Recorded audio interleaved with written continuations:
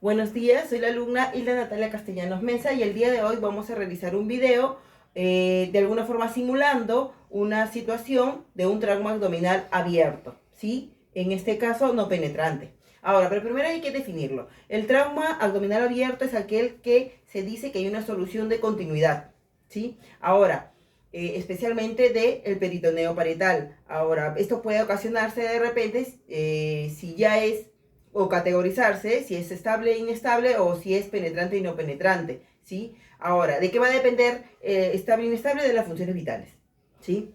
¿Qué dicen las recomendaciones de la TLS? Cuando tenemos, por ejemplo, una situación como esta y llega por la emergencia, o de repente cualquier situación que se pueda presentar en la calle, lo primero que dicen es que tenemos que hacer la A. ¿Sí? ¿Qué es la A? Significa que nosotros tenemos que valorar al paciente, por favor, abra la boca y podemos determinar si de repente hay una obstrucción por fluidos, un cuerpo extraño de repente, o que si tiene una, ahí podemos hacer evaluación si es que tiene una vía aérea de fácil o de difícil acceso. Y esto determinarnos si podemos colocar una sonda nasogástrica, es una de las recomendaciones, si podemos hacer de repente ya determinamos que es una vía aérea difícil, una cricotiroidectomía, y si no, y el paciente no responde en la calle o en la situación de emergencia y ese familiar que responde o alguien que lo trajo, entonces podemos determinar que el Glasgow está menor o igual a 8, ¿sí? Por algunos factores, ya sea por un examen visual, por el tono, la respuesta, ¿sí? Verbal, y eso nos llamaría o nos indicaría hacer una intubación con asistencia medicamentosa, es lo que refiere la TLS. Ahora, otra de las cosas es hacer el collarín. Siempre se debe colocar en nuestros pacientes el collarín, hacer una estabilización cervical. Es lo que nos pide en la A. En la B, es lo que recomienda la TLS es determinar, por ejemplo, si estamos enfrentando cuadros como un neumotórax a tensión, si vamos a enfrentar un hemotórax masivo, un hemotórax comunicante, un tórax inestable o una lesión de vasos. Pero para eso nosotros podríamos evaluarlo con el patrón respiratorio. Eso significa ver si hay ampliación, amplexación, si vemos que el esfuerzo respiratorio, que tan comprometido están los músculos accesorios para la respiración, podemos determinar la frecuencia respiratoria, ¿sí? Ahora, ¿qué otra cosa más?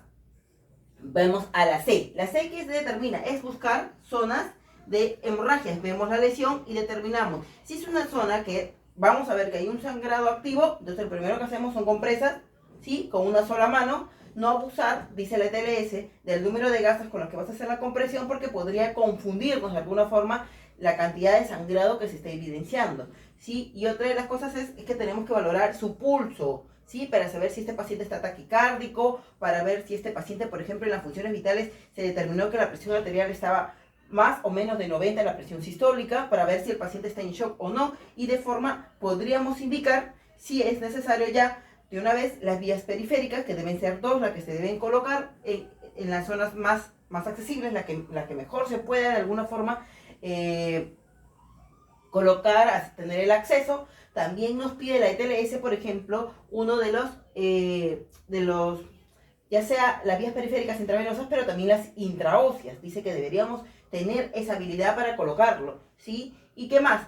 Si tenemos un sangrado o una hemorragia que ya estamos de alguna forma deteniéndolo, pues este paciente ya está en shock, menos de 90 la sistólica, o tiene una frecuencia cardíaca mayor de 100 o 110, ya podríamos tener una idea, pensar que este paciente está en shock y que tiene que entrar de frente a sala para una laparotomía o por una evaluación que ya algunos de los cirujanos van a determinarlo, dependiendo, ¿sí? Ahora, ¿qué otra de las cosas más nos pide? Ya estamos en la CEA. Ahora viene la D. La D es lo que podemos de alguna forma ya determinarlo, pero en la evaluación de Glasgow, el paciente entró caminando, conversando, nos responde, ¿sí? Entonces esto quiere decir que Glasgow se va de alguna forma ya evaluando. Recordando que estos puntos van consecutivos, van de la mano, o sea, no va que un punto a lo otro.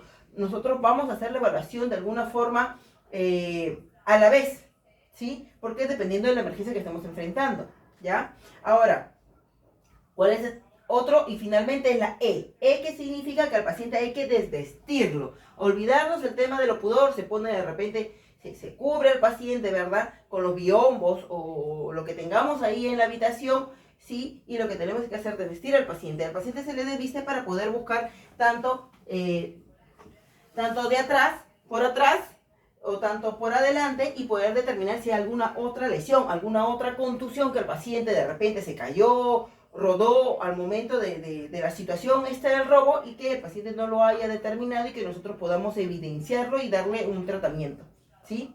Ahora, después de que se ha hecho todo esto, que es el A, B, C, D, E, entonces eso significa que hemos hecho la atención primaria. La atención primaria.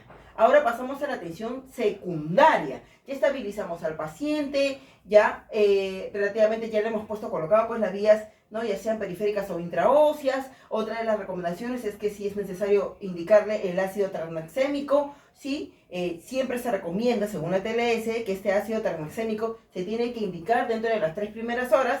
La primera dosis de 1 gramo y luego a las 8 horas la siguiente dosis. Es una de las recomendaciones, ¿sí? Ahora, luego de esto, también se le ha indicado, dependiendo del estado de shock, por ejemplo, los paquetes, el 111, que esto significa que es un paquete de glóbulos rojos, de plasma fresco, y también si es que ha sido necesario, otra de las cosas más, es que, por ejemplo, que el paciente, darle ya lo que se le llama es el evitar la hipotermia también. Entonces, para evitar la hipotermia relativamente al paciente, tenemos en algunas instituciones hospitalarias las compresas o las relativamente algunas cosas que nos podría ayudar a que el paciente no llegue a este cuadro de hipotermia, siempre descartando pues el triángulo de la muerte, que es la hipotermia, que es la acidosis y que es la coagulopatía, ¿sí? Entonces, estas son una de las cosas que recomienda la ETLS, y otra de las cosas, para no olvidarme, que también se recomienda en la atención primaria, es, por ejemplo, no utilizar el cloruro de sodio, sino más bien usar lo que se refiere a Plasma Light, que hay en algunos otros lugares, o por ejemplo, porque el cloruro de sodio podría de alguna forma incrementar la acidosis hipoclorémica. Entonces, tratar de usar o el lactato de Ringer o ya lo que hemos visto de repente, los paquetes de sangre que se deben ser colocados, ¿sí? Siempre marcando que la restitución por ejemplo, de un paciente que viene con menos de 90, tratar de no reponerle la fluidoterapia de forma brusca, porque si no podríamos de alguna forma empeorar la situación de hemorragia, ¿sí? Entonces, siempre hay que tratar de mantener las presiones sistólicas a 90. Ese debe ser nuestro rango, ese debe ser nuestro manejo siempre vital para nuestros pacientes para no empeorar la situación, ¿ya? Entonces, esto fue la atención primaria. Ahora viene la atención secundaria. La atención secundaria es más que todo conversar con el paciente. Señor, ¿y cómo fue la situación del robo, por ejemplo, ¿no?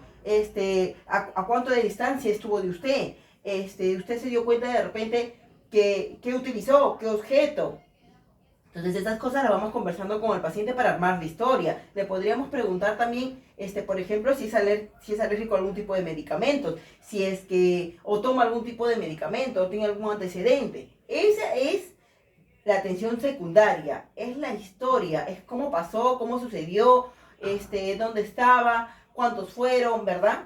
Y luego de ello es conversar acerca de sus antecedentes, al menos los más básicos, ¿sí? Y luego de esto ya viene la exploración física. En la exploración física ya nosotros tenemos que evaluar si el paciente, por ejemplo, la inspección, ¿dónde ha sido el área? ¿Verdad? En este caso tenemos una región abdominal, en este caso ha sido pues en la región, prácticamente en el lado izquierdo, casi cerca del borde costal izquierdo. Entonces eso nos hace pensar que podríamos, si ya hemos evaluado de forma digital, ¿sí? Entonces pensar que la inspección vamos a encontrar alguna otra laceración. En la inspección todo lo visual, todo lo que podamos ver en el tema visual.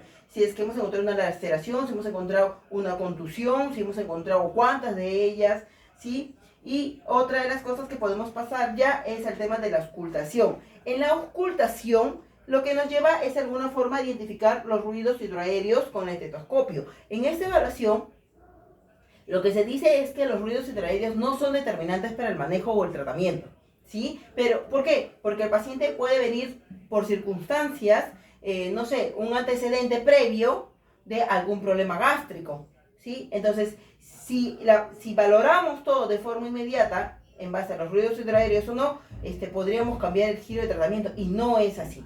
¿Está bien? Entonces, ¿qué otra de las cosas? Vamos a buscar ya en la palpación. En la palpación, ¿qué cosa buscamos? los signos de alguna forma de irritación que encontremos, ¿ya? Signos de irritación peritoneal, ¿sí? Si encontramos, si el paciente nos refiere dolor, entonces ya, vamos a marcar positivo, ¿sí? Y en la percusión es igual, ¿no? Vamos a ver. Si es matidez, si de repente tenemos la lesión de algún órgano, o si es que han aumentado y tenemos timpanismo, entonces vamos a poder determinarlo con la percusión, ¿sí?